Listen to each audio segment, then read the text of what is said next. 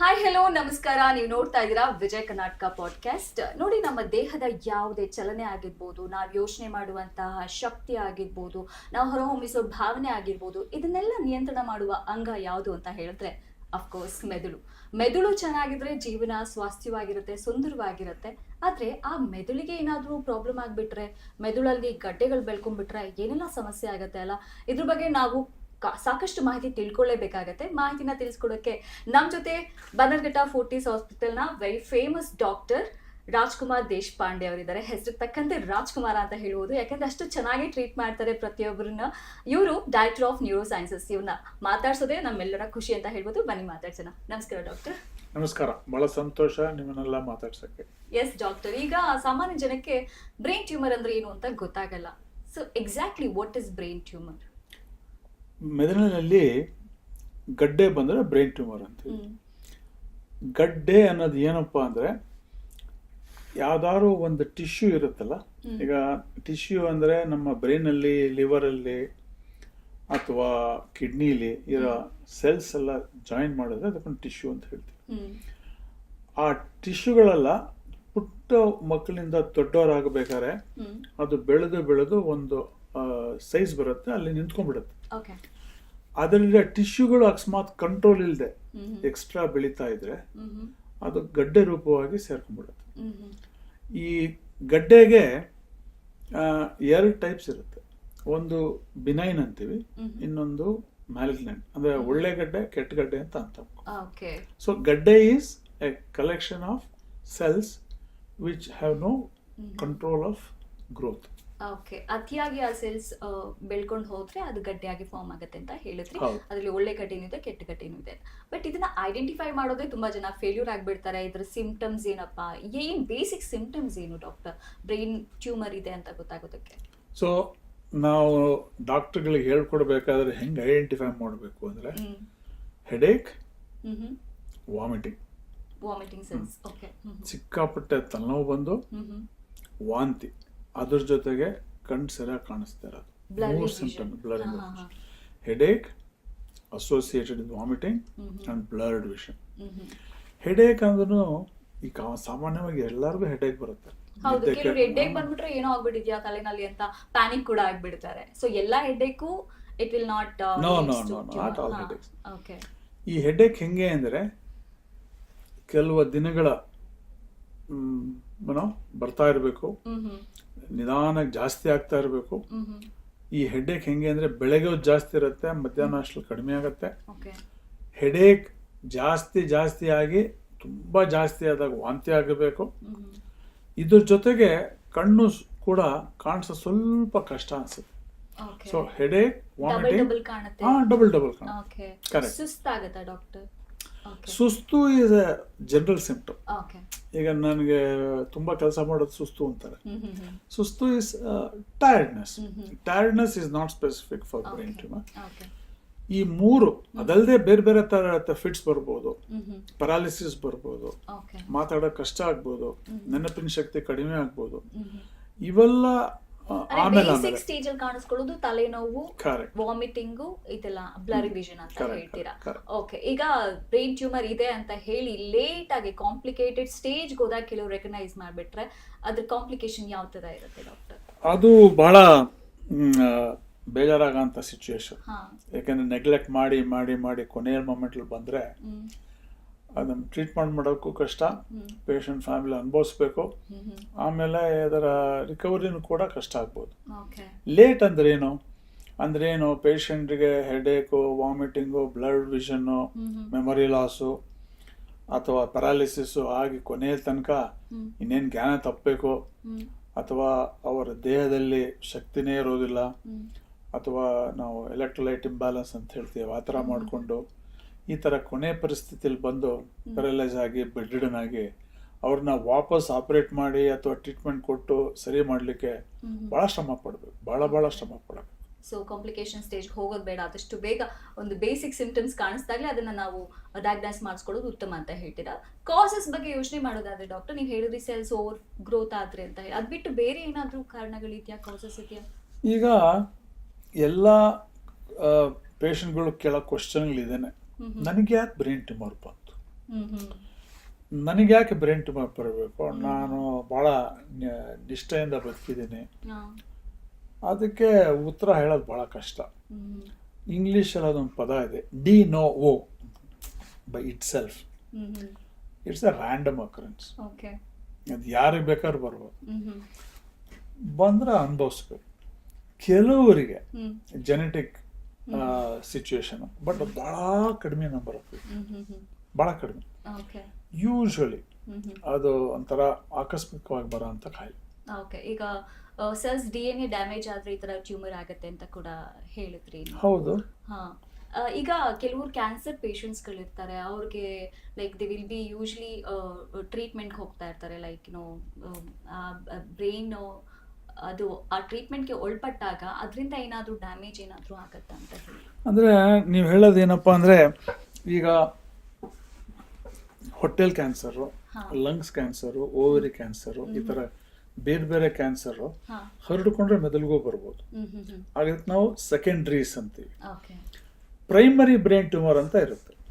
Primary brain tumour ಅಂದ್ರೆ ಏನು ಗೊತ್ತಾ, ಬೇರೆ ಕಡೆ ಎಲ್ಲೂ ಗಡ್ಡೆ ಇಲ್ಲ, ಶುರುವಾಗ್ತಾನೆ ಮೆದುಳಿನಲ್ಲಿ ಗಡ್ಡೆ ಶುರು ಆಗುತ್ತೆ. ಒಂದು ಸ್ವಲ್ಪ ಅದಕ್ಕೆ ಡೀಟೇಲ್ಸ್ ಹೇಳ್ತೀನಿ. ಮೆದುಳುಗಡ್ಡೆ ಎರಡು ಟೈಪ್ಸ್. ಅದು ಜನರಲ್ ಆಗಿ ಅದು ಆ ಥರ ಒಳ್ಳೆ ಕೆಟ್ಟದ್ದು ಲಂಗ್ಸ್ ಅಲ್ಲಿ ಆಗ್ಬೋದು, ಲಿವರ್ ಅಲ್ಲಿ ಆಗ್ಬೋದು. ಮೆದುಳಿನಲ್ಲಿ ಎರಡು ಟೈಪ್ಸ್ ಇದೆ. ಒಂದು ಮೆದುಳಿನ ಒಳಗಡೆಯಿಂದನೇ ಹೊರಹೊಮ್ಮಿ ಬರೋದು, ಅಂದ್ರೆ ವಿದಿನ್ ದ ಬ್ರೈನ್ ಸಬ್ಸ್ಟೆನ್ಸ್, ಅದೊಂದು ಟೈಪ್. ಇನ್ನೊಂದು ಮೆದುಳಿನ ಹೊರಗಡೆ ನಮ್ಗೆ ಮೆಂಬ್ರೇನ್ಸ್ ಇರುತ್ತೆ, ಆ ಮೆಂಬ್ರೇನ್ ಇಂದ ಬಂದು ಮೆದುಳಿಗೆ ಪ್ರೆಸ್ ಮಾಡೋದು. So one which is arising within the brain, one from outside the brain pressing in. So these are the main types. Adare why we should differentiate andre, brain inda ಆಚೆ ಬಂದು ಒಳಗಡೆ press ಮಾಡೋಂಥ ಗಡ್ಡೆಗಳು ಸಾಮಾನ್ಯವಾಗಿ ಅದು ಒಳ್ಳೆ ಗಡ್ಡೆಗಳು, benign, mostly benign. It can be varieties of cancer, but mostly benign. ಆದ್ರೆ ಮೆದುಳಿನ ಒಳಗಡೆ ಬಂದಿರೋ ಗಡ್ಡೆಗಳು 50% ಆಫ್ ದಮ್ ಅಪ್ರಾಕ್ಸಿಮೇಟ್ಲಿ, ಅಂದ್ರೆ 50% ಅಂದ್ರೆ 100ಕ್ಕೆ ಅಪ್ರಾಕ್ಸಿಮೇಟ್ ಆಗಿ 50 ಜನಗಳಿಗೆ ಅದು ಕ್ಯಾನ್ಸರ್ ಇರುತ್ತೆ. So the chances of A brain tumour, if it is within the brain, ಅದು ಕ್ಯಾನ್ಸರಸ್ ಆಗಿರಬಹುದು. ಹೊರಗಡೆಯಿಂದ ಬಂದ್ರೆ ಚಾನ್ಸಸ್ ಓಕೆ. ಈಗ ಡಯಾಗ್ನೈಸ್ ಮಾಡೋ ವಿಧಾನಗಳ ಬಗ್ಗೆ ನಾವು ಆಲೋಚಿಸೋದಾದ್ರೆ ಯಾವ ರೀತಿ ಡಯಾಗ್ನೈಸ್ ಮಾಡ್ತಾರೆ ಬ್ರೈನ್ ಟ್ಯೂಮರ್ ಇದೆ ಅಂತ ಹೇಳಿ? ಸೊ ನಾವೆಲ್ಲ ಯಂಗ್ ಡಾಕ್ಟರ್ಸ್ ಆದಾಗ ಅದನ್ನ ನಾವು ಕ್ಲಿನಿಕಲ್ ಎಕ್ಸಾಮಿನೇಷನ್ ಅಂತ ಹೇಳ್ತಾ ಇದ್ವಿ, ಆಮೇಲೆ ಎಕ್ಸ್ರೇ ಮಾಡ್ತಾ ಇದ್ವಿ ಸ್ಕಲ್ಗೆ, ಆಂಜಿಯೋಗ್ರಾಮ್ ಅಂತ ಎಲ್ಲ ಇಂಡೈರೆಕ್ಟ್ ಮೆಥಡ್ಸ್. ಇವೆಲ್ಲನೂ ಕೂಡ ಆ ಕಾಲದಲ್ಲಿ ಬಹಳ ಕಷ್ಟ ಇರೋದು. ಈ ನಡುವೆ ಲಾಸ್ಟ್ 10, 20, 30 ಇಯರ್ಸ್ ಅಲ್ಲಿ CT ಸ್ಕ್ಯಾನ್ ಅಂಡ್ MRI ಅಂತ. MRI ಬಂದ ಮೇಲಂತೂ ಅದು ಲೇಟ್ 80s ಅಲ್ಲಿ ಬಂತು ನಮ್ಮ ದೇಶಕ್ಕೆ. ಈಗ 30 ವರ್ಷದಲ್ಲಿ ಬಹಳ ರೆವಲ್ಯೂಷನೈಸ್ ಆಗಿದೆ. ಇದು ಹೆಂಗಪ್ಪ ಅಂದ್ರೆ, ತಲೆ ಒಳಗಡೆ ಇರೋ ಸ್ಟ್ರಕ್ಚರ್ಸ್ ನ without opening we are seeing inside. So it is a remarkable test. ಈಗ ಡಬ್ದೊಳಗಡೆ ಏನಿದೆ ಅಂತ ನಿಮ್ಗೆ ಕಾಣಿಸ್ಕೊಳ್ಳೋಕ್ಕೆ ವಿತೌಟ್ ಓಪನಿಂಗ್ ದಲ್ಲಿ ಯು ಕ್ಯಾನ್ ಸಿ. ಅದೇ ತರ what is inside, you just lay down on a table, ಮಲ್ಕೊಂಡ್ರೆ ಅದು ಸ್ಕ್ಯಾನ್ ಮಾಡುತ್ತೆ. ಒಳಗಡೆ ಎಲ್ಲಿದೆ, ಯಾವ ಅನಾಟಮಿಕಲ್ ಲೊಕೇಶನ್ ಅಲ್ಲಿ ಇದೆ, ಮೆದುಳು ಒಳಗಡೆ ಇದೆಯಾ, ಮೆದುಳು ಆಚೆಯಿಂದ ಬರ್ತಾ ಇದೆಯಾ, ಗೊತ್ತಾಗ್ಬಿಡುತ್ತೆ. ಅದೆಲ್ಲ ಗೊತ್ತಾಗುತ್ತೆ. ಅಂದ್ರೆ ಹಳೆಯ ಸಾಂಪ್ರದಾಯಿಕ ವಿಧಾನಕ್ಕಿಂತ ಇವಾಗ we have advance technology. So fine doctor, 100ರಲ್ಲಿ ಎಷ್ಟು ಜನಕ್ಕೆ ಇದು ಸಾಮಾನ್ಯ ಅಂತ ಹೇಳ್ಬೋದು? ಅದು ಸುಮಾರು 1,00,000 ಜನಕ್ಕೆ ಒಂದು 10ರಿಂದ 20 ಜನ ಬರ್ಬೋದು. ಓಕೆ. ಏಜ್ ಗ್ರೂಪ್ ಹೇಳೋದಾದ್ರೆ ಅದು ಯಾವ ಏಜ್ ಗ್ರೂಪ್ ಅಲ್ಲ, ಹೇಳಲಿಕ್ಕಾಗಲ್ಲ. ಓಕೆ. ಮಕ್ಕಳಿಗೆ ಬರುವ ಗಡ್ಡೆಗಳು ಒಂದು ಬೇರೆ ತರ ಇರುತ್ತೆ. Paediatric brain tumours, adult brain tumours ಬೇರೆ ತರ ಇರುತ್ತೆ. ಅಂದ್ರೆ ಅದರ location, behaviour, they are very different and very distinct. Okay. ಎಲ್ಲ ಬ್ರೈನ್ ಟ್ಯೂಮರ್ಗೂ ಸರ್ಜರಿನೇ ಫೈನಲ್ ಆಪ್ಷನ್ ಅಥವಾ ವಿತೌಟ್ ಸರ್ಜರಿ ಕೂಡ ನಾವು ಟ್ರೀಟ್ ಮಾಡ್ಬೋದಾ, ಹೇಗೆ? ಅದು ಯಾವ ತರ ಬೇಕಾರಾಗ್ಬೋದು. ಅದು location, size, kind of tumour, histopathology ಆ ಥರ ಬೇರೆ ಬೇರೆ ಥರ ಇರುತ್ತೆ. ನಾವು ಏನು ಮಾಡ್ತೀವಿ, ಎಲ್ಲರಿಗೂ ಆಪರೇಷನ್ ಮಾಡಬೇಕು ಅಂತ ನಾವು ಹೇಳೋದಿಲ್ಲ.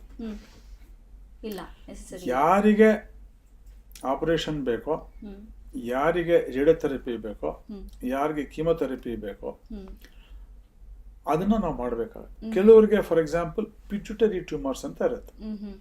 ಆ ಪಿಟ್ಯುಟರಿ ಗ್ಲ್ಯಾಂಡ್ ಅಂತ ಒಂದು ಮಾಸ್ಟರ್ ಗ್ಲ್ಯಾಂಡ್, ಅದೆಲ್ಲಿದೆ ಅಂದರೆ ನಮ್ಮ ಫೋರ್ಹೆಡ್ ಸೆಂಟರ್ ಅನ್ಕೊಳ್ಳಿ, ಇಲ್ಲಿ ತಲೆ ಬ್ಯಾಕ್ ಅನ್ಕೊಳ್ಳಿ, ಏನು ಲೈನ್ ಡ್ರಾ ಮಾಡೋದು ಸೆಂಟ್ರಲ್ಲಿ. So it's actually in the centre of the skull. ಅದು master gland. That gland controls our thyroid, our adrenal, our ovaries, testis, ಅದು ಎಲ್ಲ ಹಾರ್ಮೋನ್ಸ್ಗೂ ಅದು ಕಂಟ್ರೋಲ್ ಮಾಡುತ್ತೆ. ಅದರಿಂದ ಗಡ್ಡೆ ಬರೋದು ಕ್ವೈಟ್ ಕಾಮನ್. ಈ ಗಡ್ಡೆ ಪಿಟ್ಯುಟರಿ ಗ್ಲ್ಯಾಂಡಲ್ಲಿ ಬಂದರೆ ಎರಡು ಥರ, hormone producing, non hormone producing. ಅಂದರೆ ಅದು ಎಕ್ಸೆಸಿವ್ ಹಾರ್ಮೋನ್ ಪ್ರೊಡ್ಯೂಸ್ ಮಾಡಿ. ಫಾರ್ ಎಕ್ಸಾಂಪಲ್ ಒಂದು ಹಾರ್ಮೋನ್ ಇದೆ, ಹೆಸರು ಪ್ರೋಲ್ಯಾಕ್ಟಿನ್. ಈ ಪ್ರೋಲ್ಯಾಕ್ಟಿನ್ ಏನಪ್ಪ ಅಂದ್ರೆ it's necessary for a woman after delivery to give the breast milk.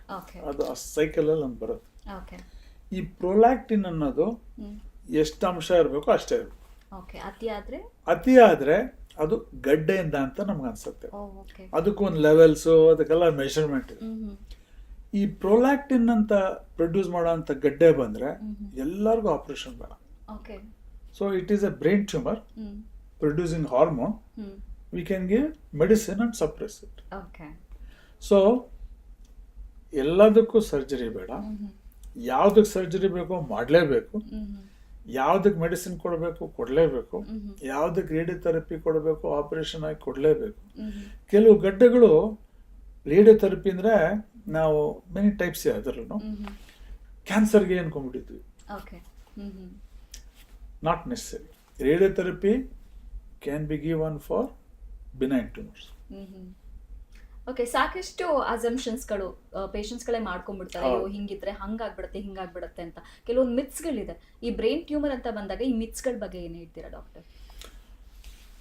ಅದು ಆಬ್ವಿಯಸ್ಲಿ ಬಹಳ ಹೆದರಿಕೆ ಆಗೋಂಥದ್ದು. ಎಲ್ಲ ಚೆನ್ನಾಗಿರ್ತಾರೆ, ಕೆಲಸ ಮಾಡ್ತಾರೆ, ತಲೆನೋವು ವಾಂತಿ ಬಂತು, ಡಾಕ್ಟರ್ ಹತ್ರ ಒಂದು ಸ್ಕ್ಯಾನ್ ಮಾಡೋ ಅಂತಾರೆ, ತಲೆಯಲ್ಲಿ ಗಡ್ಡೆ ಬಂತು, ಅಯ್ಯೋ ಏನಪ್ಪ ಹಿಂಗಾಗೋಯ್ತು, ನಾನೇನು ತಪ್ಪು ಮಾಡಿದೆ ಅಂತಾನೆ ಅನ್ಸೋದೆಲ್ಲ. ಮಿತ್ಸ್ ಅಂದರೆ ಒಂದು ಕಾಲದಲ್ಲಿ ಬ್ರೈನ್ ಟ್ಯೂಮರ್ ಮಾಡಿ ಆಪರೇಷನ್ ಮಾಡಿ ಅಥವಾ ಟ್ರೀಟ್ಮೆಂಟ್ ಕೊಟ್ಟು ಅವರು ಬಹಳ ದಿನ ಬದುಕೋದು ಬಹಳ ಕಷ್ಟ ಇರೋದು. ಬೇರೆ ಬೇರೆ ರೀಸನ್ ಇಂದ ಟೆಕ್ನಾಲಜಿ ಇರ್ತಿರ್ಲಿಲ್ಲ, ಅಥವಾ ಆಪರೇಷನ್ ಮಾಡೋ ಜಾಗಗಳು ಇರ್ತಿರ್ಲಿಲ್ಲ, ಡಯಾಗ್ನೋಸ್ ಬಹಳ ಲೇಟ್ ಆಗೋದು. ಇನ್ಫ್ಯಾಕ್ಟ್ ನಾವೆಲ್ಲ ಬಹಳ ಯಂಗ್ ಡಾಕ್ಟರ್ಸ್ ಆಗಿದ್ದಾಗ how to extend brain tumour patients life, survival life ಅಷ್ಟೇ ನಾವು ಯೋಚನೆ ಮಾಡ್ತೀವಿ. ಫುಲ್ ಗಡ್ಡೆ ತೆಗಿಬೇಕು, ಅವ್ರ ಫಂಕ್ಷನ್ ಚೆನ್ನಾಗಿರ್ಬೇಕು ಅಂತ. ಹಿಂಗಾರು ಮಾಡಿ ಎಷ್ಟು ದಿನ ಬದುಕಕ್ಕಾಗತ್ತೋ ಅಷ್ಟು ಬದುಕಕ್ಕೆ ಅಂತ ನಾವು ಮಾಡ್ಬೇಕು. ಈಗ ಹಂಗಿಲ್ಲ. Because technology has improved, so many things have happened. Diagnosis is faster. Then, ಈಗ ಎಷ್ಟು ಕ್ವಾಲಿಟಿ ಆಫ್ ಲೈಫ್ ಇಂಪ್ರೂವ್ ಮಾಡ್ಬೋದು. ಎಷ್ಟೋ ಕೆಲವು ಗಡ್ಡೆಗಳಿಗೆ ಈಗ ಬ್ರೈನ್ ಟ್ಯೂಮರ್ ಆಪರೇಟ್ ಮಾಡಿದ್ರೆ life span is normal. So a myth that once I have brain tumour I will have paralysis or I will die is not correct. So ಹಾಗಿದ್ರೆ after surgery ನಾವು ಇನ್ನೂ healthy lifestyle lead ಮಾಡ್ಬೋದು ಅಂತ ಹೇಳ್ತೀರಾ? ಹೇಗಿರುತ್ತೆ usually normally ಒಬ್ಬ brain tumour ಇರುವಂತ patient ಸರ್ಜರಿಗೆ ಒಳಪಟ್ಟ ನಂತರ ಅವರ ಜೀವನ ಯಾವ ತರ ಇರುತ್ತೆ? ಹೇಗೆ? ಅಗೇನ್ ಅದೆಲ್ಲ ಲೊಕೇಶನ್ ಮೇಲೆ ಎಷ್ಟು ಬೇಗ ಬಂದಿರ್ತಾರೆ. ಈಗ for example let's say accessible space ಅಂದ್ರೆ ಸರ್ಫೇಸ್ ಅಲ್ಲೇ ಸಿಕ್ಕಿರಂಗಿದ್ರೆ, ಅದು ಮೆದುಳಿನ ಆಚೆ ಇದ್ರೆ, ಆ ಗಡ್ಡೆ ತೆಗೆದು ಅದೇನಾದ್ರು ಕ್ಯಾನ್ಸರ್ ಅಲ್ಲ ಅಂತ ಬಂದ್ರೆ ಅವ್ರ ಜೀವನ ರಿಲೇಟಿವ್ಲಿ ನಾರ್ಮಲ್. ಕೆಲವು ಬ್ರೈನ್ ಒಳಗಡೆ ಇರೋ ಗಡ್ಡೆಗಳು ಕೂಡ ನಾವು ಕರೆಕ್ಟ್ ಟೈಮ್ ತೆಗೆದು ಫುಲ್ ತೆಗಿಯಕ್ಕಾಗಿತ್ತು, ಬೇರೆ ಇಂಪಾರ್ಟೆಂಟ್ ಏರಿಯಾಗ ಅಂಟ್ಕೊಂಡಿಲ್ಲ, ತುಂಬಾ ಕ್ಯಾನ್ಸರ್ ಇಲ್ಲ ಅಂದ್ರೆ 20, 30, 40 years ಬರುತ್ತೆ. ಸೊ ಅದು ಲೊಕೇಶನ್, ಕೈಂಡ್ ಆಫ್ ಟ್ಯೂಮರ್, ಎಷ್ಟು ತೆಗಿಯಕ್ಕಾಗತ್ತೆ, so many factors, but overall it is very very good, yes, ಹಾಗೆ ಟ್ರೀಟ್ಮೆಂಟ್ ಬಗ್ಗೆ ಕೂಡ ಜನಕ್ಕೆ ಇನ್ ಟೈಮ್ ತೊಗೊಳ್ಬೇಕು, ಅದು ಮೋಸ್ಟ್ ಇಂಪಾರ್ಟೆಂಟು. ಕೆಲವರೆಲ್ಲ ಸೆಲ್ಫ್ ಮೆಡಿಕೇಶನ್ಗೆ ಹೋಗ್ತಾರೆ, ರಿಸರ್ಚ್ ಮಾಡ್ತಾರೆ, ಒಪಿನಿಯನ್ಸ್ಗಳು ತಗೊಳ್ತಾರೆ. ಇಂಥ ಸಂದರ್ಭದಲ್ಲಿ ಪೇಷಂಟ್ಸ್ಗೆ ಏನು ಗೈಡ್ಲೈನ್ಸ್ ಕೊಡ್ತೀರಾ ಡಾಕ್ಟರ್, ಸೆಲ್ಫ್ ಮೆಡಿಕೇಶನ್ ಅಂತ ಬಂದಾಗ? ಅದಕ್ಕೆ ನಾನು ಕೆಲವ್ರಿಗೆ ಹೇಳ್ತೀನಿ, ಸ್ವಲ್ಪ ದಯವಿಟ್ಟು ಓದಿ ತಿಳ್ಕೊಳ್ಳಿ, ಬಟ್ ಗೂಗಲ್ ಡಾಕ್ಟರ್ ಆಗಬೇಡ್ರಿ. ಯಾಕೆ ಅಂದರೆ ಇದು ಈ ಪರಿಸ್ಥಿತಿ ಹೆಂಗಿದೆ ಅಂದರೆ ಇದನ್ನ ಎಕ್ಸ್ಪ್ಲೋಷನ್ ಆಫ್ ನಾಲೆಡ್ಜ್. ಎಲ್ಲ ವಿಚಾರದಲ್ಲೂ ಅತಿಯಾಗಿ ತಿಳ್ಕೊಳ್ಳೋಂಥ ಪರಿಸ್ಥಿತಿ ನಮಗೆ ಗೊತ್ತಾಗಿದೆ. ಪ್ಲಸ್ ಈ AI ಬಂದಿರುತ್ತೆ. AI ಬಂದಮೇಲೆ ಅದು ಏನು ಟ್ರೀಟ್ಮೆಂಟ್ ಅಂತಲೂ ಕೂಡ ಅದು ಹೇಳಕ್ಕೆ ಶುರು ಮಾಡಿಬಿಡುತ್ತೆ. ಎಷ್ಟೋ ಜನ ಪೇಷಂಟ್ ಬಂದು ನಂಗೆ ಈ ಥರ ಮಾಡ್ತೀರಾ, ಈ ಥರ ಮಾಡ್ತೀರಾ, ಈ ಥರ ಮಾಡ್ತೀರಾ ಅಂತ ಕೇಳ್ತಾರೆ. ತಪ್ಪಿಲ್ಲ. ಆದರೆ ಇನ್ನು ನಾವು ಏನು ಅರ್ಥ ಮಾಡ್ಕೋಬೇಕಂದ್ರೆ, for some simple things it is fine. Anything more than simple you will have to rely on the doctor, knowledge, skill, experience. ಅದರಿಂದ ಏನು ಅಂತ ವಿಚಾರ ಮಾಡಿಸ್ಕೊಂಡು ಮಾತಾಡಿ, ಒಬ್ಬರಲ್ಲ ಇಬ್ಬರು ಡಾಕ್ಟರ್ ಹತ್ರ ಕೇಳಿಸ್ಕೊಳ್ಳಿ, ಟೇಕ್ 1 or 2 ಒಪಿನಿಯನ್ಸ್, ಅದ್ರ ಬಗ್ಗೆ ತಿಳ್ಕೊಳ್ಳಿ, ಓದ್ರಿ. ಆದರೆ ಹೇಳಿದ ಮಾತು ಸ್ವಲ್ಪ ಕೇಳಿ. ಡಾಕ್ಟರ್ ಸಲಹೆ ಖಂಡಿತ ಅವ್ರು ಕೇಳಲೇಬೇಕಾಗುತ್ತೆ. ಓಕೆ ಡಾಕ್ಟರ್, ಈಗ ಬ್ರೈನ್ ಟ್ಯೂಮರ್ ಬಂದಿದೆ, ನಾರ್ಮಲ್ ಲೈಫ್ ಲೀಡ್ ಮಾಡ್ತಿದ್ದಾರೆ, ಮತ್ತೆ ಅದು ರಿಕವರ್ ಕಂಪ್ಲೀಟ್ ಆಗಿ ಆಗುತ್ತಾ? ರಿಕರೆನ್ಸ್ ಆಗುತ್ತಾ? ಕಂಪ್ಲೀಟ್ ರಿಕವರ್ ಆಗುತ್ತಾ? ಕರೆಕ್ಟ್. ಅದು ಒಳ್ಳೆ ಕ್ವಶನ್. ಎಲ್ಲ ಟ್ಯೂಮರು ರಿಕವರ್ ಆಗೋ ಚಾನ್ಸ್ ಉಂಟು. ಕೆಲವುದು ಬೇಗ ಬೇಗ ರಿಕವರ್ ಆಗುತ್ತೆ, ಕೆಲವುದು ಬಹಳ ಟೈಮ್ ತಗೊಳುತ್ತೆ, 5 ವರ್ಷ, 10 ವರ್ಷ, 15 ವರ್ಷ. ಅದಕ್ಕೆ ನಾವೇನು ಮಾಡ್ತೀವಿ, 6 ತಿಂಗಳಿಗೊಮ್ಮೆ ಅಥವಾ ವರ್ಷಕ್ಕೊಮ್ಮೆ ಅಥವಾ ಸಮ್ಟೈಮ್ಸ್ ಎವ್ರಿ 2 years ಒಮ್ಮೆ ನಾವು ಪದೇ ಪದೇ ಸ್ಕ್ಯಾನ್ ಮಾಡಬೇಕು. ನಾವು ಸ್ಕ್ಯಾನ್ ಯಾಕೆ ಮಾಡ್ತೀವಿ ಅಂದರೆ, ತಿರ್ಗಾ ಅದು ಗಡ್ಡೆ ಬರೋ ಅಂತ ಚಾನ್ಸಸ್ ಇದ್ರೆ ಆದಷ್ಟು ಸಣ್ಣ ಸೈಜ್ ಇರ್ಬೇಕಾದ್ರೆ ಮಾಡಿದ್ರೆ ಅದಕ್ಕೆ ಬೇಗ ಬೇಗ ಟ್ರೀಟ್ಮೆಂಟ್ ಕೊಡ್ಬೋದು ಅಂತ ನಮ್ಮ ಅಭಿಪ್ರಾಯ. ಸೊ ಈಗಾಗಲೇ ಅಡ್ವಾನ್ಸ್ ಟೆಕ್ನಾಲಜಿ ಇದೆ, ಯಾರೆಲ್ಲ ಈ ಸಮಸ್ಯೆಯಿಂದ ಬಳಲ್ತಾ ಇದ್ದೀರಾ, ಖಂಡಿತ ಡಿಲೇ ಮಾಡದೆ ಇನ್ ಟೈಮ್ ಟ್ರೀಟ್ಮೆಂಟ್ ತಗೊಳ್ಳಿ ಅಂತ ಹೇಳ್ಬೋದಲ್ವಾ ಡಾಕ್ಟರ್? ಹಾಗೆ ಬ್ರೈನ್ ಟ್ಯೂಮರ್ ಬರೋದೇ ಬೇಡ, ನಾವು ಲೈಫ್ ಸ್ಟೈಲ್ನ ಚೆನ್ನಾಗಿ ಇಟ್ಕೊಳ್ಬೇಕು, ಏನು ಟಿಪ್ಸ್ ಕೊಡ್ತೀರಾ? ಲೈಕ್ ಸ್ಟೇ ಹೆಲ್ತಿ, ಎಕ್ಸರ್ಸೈಸ್ ಮಾಡಿ, ಎಸ್ಪೆಷಲಿ ಕೆಲವು ವಿಚಾರಗಳಿರುತ್ತೆ. ನಾವು ಹೇಳ್ತೀವಿ ಸ್ಮೋಕ್ ಮಾಡಬೇಡಿ, ಡ್ರಿಂಕ್ ಮಾಡಿದ್ರೆ ಜನರಲ್ ಲೈಫ್ ಸ್ಟೈಲ್ಸ್. ಅದಲ್ಲದೆ ಬಿಕಾಸ್ ಬ್ರೈನ್ ಟ್ಯೂಮರ್ ಬರೋದಕ್ಕೆ there is no specific cause, particular ಆಗಿ ಹೇಳಲಿಕ್ಕಾಗಲ್ಲ. ಕೆಲವೊಮ್ಮೆ ಒಬೆಸಿಟಿ ಕೂಡ it leads to brain tumour ಅಂತ ಕೇಳಿದ್ದೀನಿ. ಅದು ಅಲ್ಲ not exactly. Okay fine. Okay, healthy lifestyle lead ಮಾಡಿ ಅಂತ ಹೇಳಿದ್ರು ಡಾಕ್ಟರ್. ನೀವು ಎಷ್ಟು ಎಕ್ಸ್ಪೀರಿಯನ್ಸ್ ಇದೆ ನಿಮ್ಮ ಒಂದು ಜರ್ನಿನಲ್ಲಿ, ಯಾವ್ದಾದ್ರು ಒಂದು ಯೂನಿಕ್ ಕೇಸ್ ತಗೊಂಡು ಮಾತಾಡೋದಾದ್ರೆ, ಅದ್ರ ಬಗ್ಗೆ ಮೆಲ್ಕ್ ಹಾಕೋದಾದ್ರೆ ಯಾವ್ದಾದ್ರು ಒಂದು ಎಕ್ಸಾಂಪಲ್? ಭಾಳ ಇದ್ದಾರಪ್ಪ. ನಾವು ಪ್ರತಿ ವರ್ಷನೂ ಬೇರೆ ಬೇರೆ ಥರ ಇರುತ್ತೆ. ಫಾರ್ ಎಕ್ಸಾಂಪಲ್ ಕೆಲವ್ರು ಇರ್ತಾರೆ, ಒಂದು ಹೇಳ್ತೀನಿ. ಫಾರ್ ಎಕ್ಸಾಂಪಲ್ ಪೇಷಂಟ್ ಹೆಸರು ಹೇಳೋಕ್ಕಾಗಲ್ಲ, ಬಟ್ ಆದವ್ರಿಗೆ ಅದ್ರ ಬಗ್ಗೆ ತಿಳಿದವ್ರಿಗೆ ಅವ್ರಿಗೆ ಅರ್ಥ ಆಗತ್ತೆ ನಾನು ಯಾರು ಮಾತಾಡ್ತಾ ಇದ್ದೀನಿ. ಇಮ್ಯಾಜಿನ್ ಒಂದು ಸ್ಕೂಲ್ ಟೀಚರ್, ಅವ್ರು ಚೆನ್ನಾಗಿ ಕೆಲಸ ಮಾಡ್ತಿರ್ತಾರೆ. ಫ್ಯಾಮಿಲಿ ಅಂದ್ಕೊಳ್ಳುತ್ತೆ ಯಾಕೋ ಸ್ವಲ್ಪ ಮರ್ತೋದಂಗಿದೆಯಲ್ಲ, ಏನೋ ಆಗಿರ್ಬೋದು, ಡಿಪ್ರೆಸ್ ಆಗಿರ್ಬೋದು ಅಂತ ಮ್ಯಾನೇಜ್ ಮಾಡ್ತಾರೆ. ಆ್ಯಸ್ ಟೈಮ್ ಪಾಸಸ್ ದಿ ಮರುವು becomes more and more and ಹೇಳ್ಕೊಡೋಕ್ಕೂ ಆಗಲ್ಲ. ಆಮೇಲೆ ಮನೆಯವ್ರನ್ನು ಗುರ್ಸೋಕ್ಕೆ ಕಷ್ಟ ಆಗುತ್ತೆ, ನಡೆಯೋದಕ್ಕೆ ಕಷ್ಟ ಆಗ್ಬೋದು, ಬಟ್ಟೆಯಲ್ಲಿ ಉಚ್ಚೆ ಮಾಡ್ಕೊಳ್ಳೋಂಗಾಗ್ಬೋದು. ಈ ಥರ ಸ್ಥಿತಿ ಬಂದಾಗ ಯಾರೋ ಡಾಕ್ಟರ್ ಹೇಳಿರ್ತಾರೆ ಅಂತ ಒಂದು ಸ್ಕ್ಯಾನ್ ಮಾಡಿದ್ರೆ ಮೆದುಳಿಗೆ ಭಾರಿ ದೊಡ್ಡ ಗಡ್ಡೆ ಅರ್ಲಿ ಸ್ಟೇಜ್ ಬಂದಿದ್ರೆ ಎಷ್ಟು ಯೂಸ್ ಆಗ್ತಿತ್ತಲ್ಲ. ಬಟ್ ಅವ್ರಿಗೆ ನಾವು ಗಡ್ಡೆ ತೆಗೆದ ಮೇಲೆ ಅವ್ರು ಫುಲ್ ರಿಕವರ್ ಆಗಿ ವಾಪಸ್ ಸ್ಕೂಲ್ಗೆ ಹೋಗಿ ಟೀಚ್ ಮಾಡಿ ಬಹಳ ಸಂತೋಷ. ಆ ಥರ ಬಹಳ ಎಕ್ಸಾಂಪಲ್ಸ್ ಇವೆ. ಇದು ಯಾಕೆ ಜ್ಞಾಪಕ ಬಂತು ಅಂದ್ರೆ, ಒಬ್ಬ ಸ್ಕೂಲ್ ಟೀಚರ್ ಆಕೆಗೆ ಗೊತ್ತಾಗತ್ತೆ ನಾನು ಹೇಳ್ತಾ ಇದ್ದೀನಿ ಏನೋ ಅಂತ. ಆ ಥರ ಆದರೆ ಅವ್ರು ನೋಡಿ ನಮ್ಗೆ ಭಾಳ ಸಂತೋಷ. Family is back to its original shape ಅಂದರೆ ಅವರ್ satisfaction is full. That's great. And doctor, ನೀವು ಫೋರ್ಟೀಸ್ ಹಾಸ್ಪಿಟಲ್ ಬನ್ನೇರ್ಘಟ್ಟ, ಇಲ್ಲಿ ನಾವು ಒಂದು ಡೈರೆಕ್ಟರ್ ಆಫ್ ನ್ಯೂರೋ ಸೈನ್ಸ್ ಆಗಿದ್ದೀರಾ.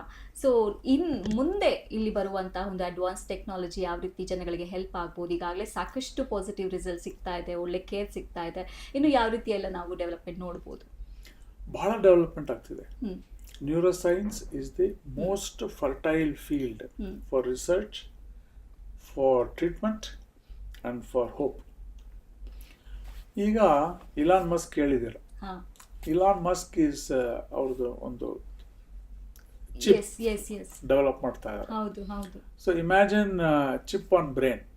ಈಗ ಯಾವುದೋ ಒಂದು ಪೇಷಂಟ್ಗೆ ಒಂದು ಏನೋ ಕೆಟ್ಟ ಕಾಯಿಲೆ ಬಂದಿರುತ್ತೆ, ಅದು ಡಯಾಗ್ನೋಸ್ ಆಗಿರಲಿಲ್ಲ ಅಥವಾ ಲೇಟ್ ಆಯಿತು, ಅವ್ರಿಗೇನೋ ಒಂದು ಪ್ಯಾರಾಲಿಸಿಸ್ ಆಯಿತು, ಅದಕ್ಕೆ ನಾವು ಒಂದು ಚಿಪ್ ಹಾಕಿ ರಿಕವರ್ ಆಗಿದೆ. ಅದನ್ನ example, I mean that's imagining. ಅಥವಾ ಬ್ಲೈಂಡ್ನೆಸ್ ಬಂತು, ಆ ಬ್ಲೈಂಡ್ನೆಸ್ಗೆ ಒಂದು ಚಿಪ್ ಹಾಕಿ ಕಣ್ ಕಾಣಂಗಾದ್ರೆ ಟೆಕ್ನಾಲಜಿ ಇಸ್ ಅಮೇಸಿಂಗ್. ಇವೆಲ್ಲ ಬರುತ್ತೆ 5 ವರ್ಷ, 10 ವರ್ಷ, 15 ವರ್ಷ, 20 ವರ್ಷ. ಎರಡನೇದಾಗಿ ಈಗ ಭಾಳ ಕಾಂಪ್ಲಿಕೇಟೆಡ್ ಆಪರೇಷನ್ ಮಾಡ್ತೀವಿ, ಭಾಳ ಕಾಂಪ್ಲಿಕೇಟೆಡ್ ಆಪರೇಷನ್. ಈಗ today for example I operated 4 hours. ಅಂದರೆ ನನ್ನ ಪಾರ್ಟ್, ನಾನು ಅದಕ್ಕೆ ಮುಂಚೆ ನಮ್ಮ ಟೀಮ್ ಅವರು ಅದನ್ನು ಪೊಸಿಷನ್ ಮಾಡಿ, ಸ್ಕಲ್ ಓಪನ್ ಮಾಡಿ, ಅದಾದಮೇಲೆ ಕ್ಲೋಸ್ ಮಾಡಿ 6-8 hours surgery. Imagine if medicine can cure it. Then the patient will not have scar, will not have any pain. So very shortly we can witness those I time hope also. so. Yeah. I hope so. ಈಗ all doctors want patients to be fine. ಅಷ್ಟೇ, Nice. ಇಲ್ವೇ? ಇನ್ನೂ ಮಾತಾಡೋಣ ನಿಮ್ಮ ಜೊತೆ ಅಂತ ಅನ್ಸುತ್ತೆ, ಯಾಕೆಂದ್ರೆ ಅಷ್ಟು ಚೆನ್ನಾಗಿ ಎಕ್ಸ್ಪ್ಲೈನ್ ಮಾಡ್ತಾ ಇದ್ದೀರಾ. Thank you so much. ಇಷ್ಟೊಂದು ಇನ್ಫಾರ್ಮೇಶನ್ಸ್ ಕೊಟ್ಟಿದ್ದೀರಾ ಡಾಕ್ಟರ್. Thank you. ನಮಸ್ಕಾರ, ಭಾಳ ಸಂತೋಷ. Thank you. ಸೊ ವೀಕ್ಷಕರೇ, health important. If health is lost, everything is lost. So ಹೆಲ್ತ್ನ ಯಾವತ್ತೂ ಕಳ್ಕೊಬೇಡಿ, ಜಾಗರೂಕರಾಗಿ ಹೆಜ್ಜೆ ಇಡಿ ಅಂತ ಹೇಳ್ತಾ ಇದು ಇವತ್ತಿನ ವಿಜಯ ಕರ್ನಾಟಕ ಪಾಡ್ಕಾಸ್ಟ್. ಮತ್ತೆ ಸಿಗೋಣ, ನೋಡ್ತಾ ಇರಿ ವಿಜಯ ಕರ್ನಾಟಕ ಪಾಡ್ಕಾಸ್ಟ್.